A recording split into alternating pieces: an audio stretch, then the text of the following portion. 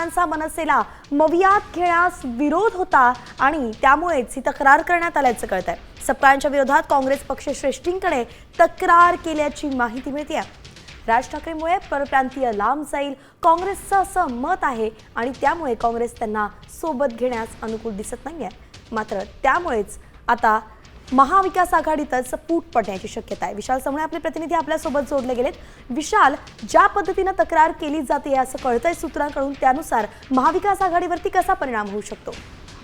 महत्त्वाचं जर पाहिलं तर महाविकास आघाडीमध्ये आणखीन एका भिडूला घेण्याची तयारी जी आहे चाचपणी सुरू झाल्याचं आपल्याला पाहायला मिळते आणि त्या दृष्टीनं पावलं देखील पडतायत। कालच जर आपण पाहिलं तर ज्यावेळेस निवडणूक आयोगाकडे सर्व विरोधक ज्यावेळेस पोहोचले त्यावेळेस मनसे अध्यक्ष राज ठाकरे देखील या ठिकाणी पोहोचले होते। मात्र महाविकास आघाडीमध्ये राज ठाकरे यांना नको अशी भूमिका जी आहे ती हर्षवर्धन सकपाळ यांच्याकडून वारंवार घेतल्याचं देखील पाहायला मिळतंय। कारण राज ठाकरे यांचे जे मुद्दे आहेत, मराठीचा मुद्दा असेल जे प्रामुख्याने ते पुढे रेटताना आपल्याला पाहायला मिळत आहेत, त्याला कुठेतरी विरोध जो आहे तो नॅशनल पक्षाकडून होताना आपल्याला दिसून येतोय आणि याचीच तक्रार जी आहे ती आता संजय राऊत यांनी काँग्रेसच्या हायकमांडकडे केल्याचं देखील आपल्याला दिसून येते।